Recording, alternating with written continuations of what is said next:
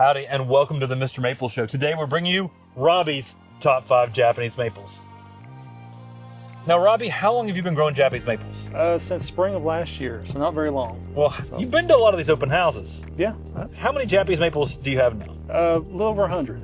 Over 100 different varieties of Japanese maples. Yeah, a lot for my small space. And I know where you're from because it's not too far from where my wife's family's from, but let our viewers know where you're from. I'm from Murphy, North Carolina, about 2.5 hours west of here. And what's your gardening zone? 7B. So he's in a cold hardiness zone 7B. He's down towards the tip of North Carolina, if any of y'all know where that's at. North Carolina's a very long state, and he's at one of the most western parts of the state. Western parts you can get, just about. Right there. Murphy to Manio. Oh yeah, right there on the tip.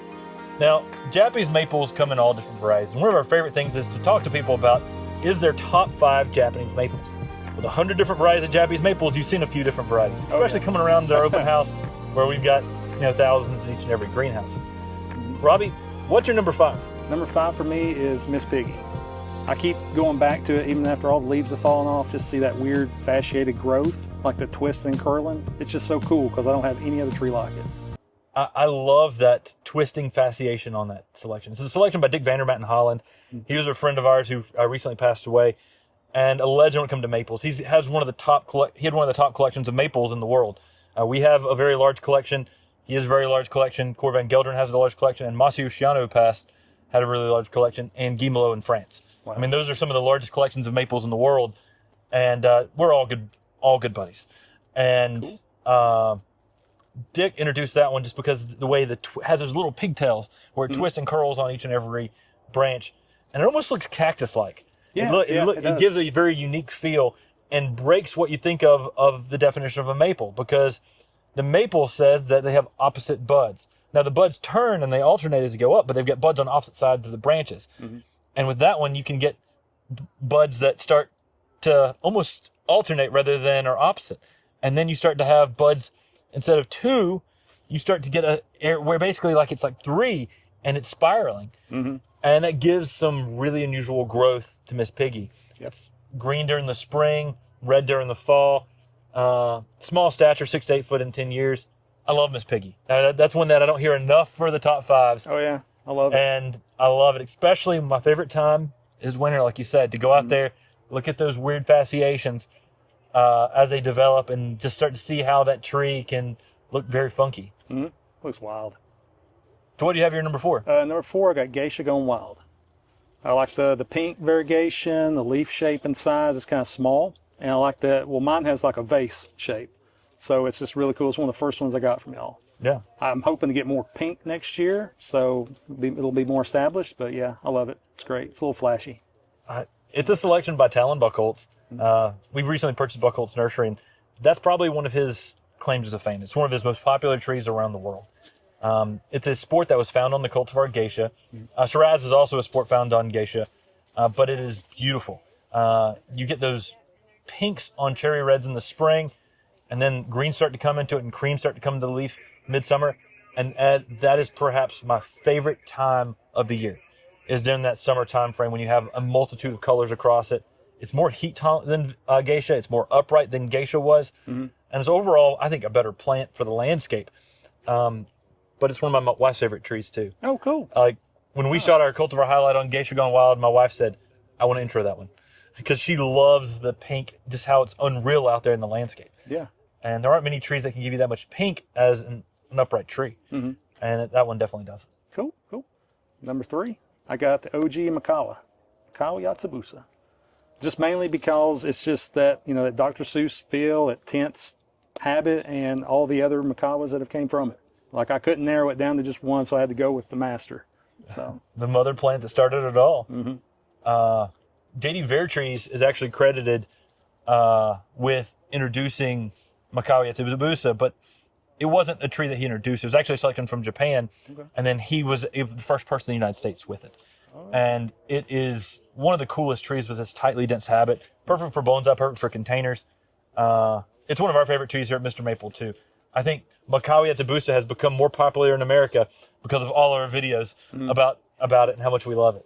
And with our biggest one in the world at Buchholz Nursery, I think there's plenty more Mikawas to go around the world now. I mean, for sure. that one's mothered so many seedlings and so many scions for plants all around the world.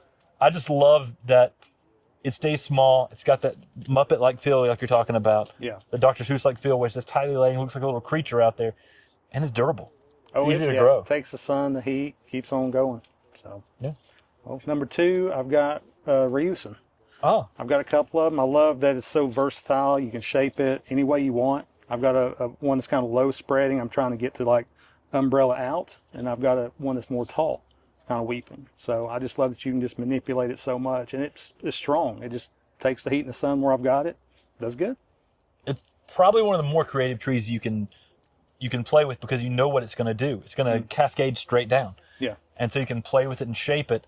When we went and visited Kobayashi Momiji Inn in Japan that introduced Ryusen, we saw it as topsy-turvies upside down where they were growing it out of the bottom of a pot and just letting it cascade down. Wow. And then as the years went by, and it's coming from the bottom of the pot, not as a planter on the top. It's coming topsy-turvy on the bottom side. Okay. And all the branches are going cascading down. And then down the road, they break the pot, flip it over, and then it looks like all the branches are staked. So a very unique way to grow it. But I saw it there grafted and trained across trellises, uses ground cover. It's one of the most creative. It allows you to get creative with the Japanese maple because you know what it's going to do. You know its forms is going to be heavily pendulous. And so you can plan that out because it's vigorous, it's easy to train, it's easy to shape. But it's heat tolerant and durable as well. And I think that's one of the things that makes it so usable out there in the landscape. Kobayashi Momiji Inn, 300-year-old nursery. Wow. And, that's one of their claims to fame is Ryusen. It's one of their newer introductions. And it's a great one. It's an easy one for people to garden with.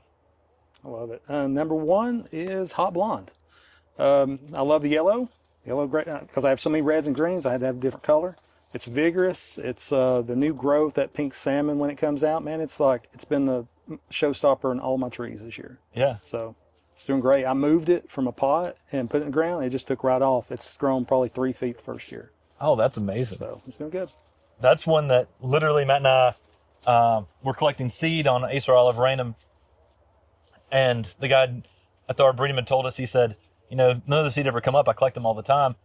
And they came up for us, and it had hybridized with Shirosonum aureum. And so it leaves out late like aureum does.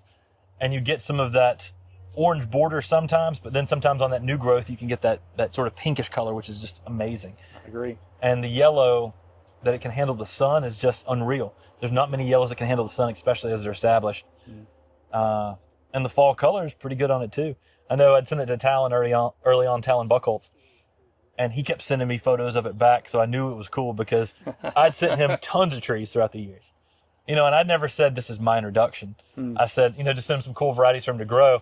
And he started sending me photos back of it at different times of the season, and I knew it must have been really good if he was taking photos of it and was proud of it. So that's such a cool one that we introduced here at MrMaple. Part of our Heat Seeker series, and the first one of our Heat Seeker series. I think it made us really start looking more and more into Acer oliveranum, which we were already doing. But, we've got more in the works for the Heat Seeker series. Great. So I'm looking forward to it. Some cool things in the works. Well, cool. Robbie, appreciate you jumping in today. Yeah, thank you. I appreciate you jumping in for a top 5. Y'all let us know what you think about his top 5s in the comments. If you see Robbie out at one of these open houses, make sure to say hey. Let him know you saw his video. Anyways, thank you all for joining today. Take care. God bless, and have a great day.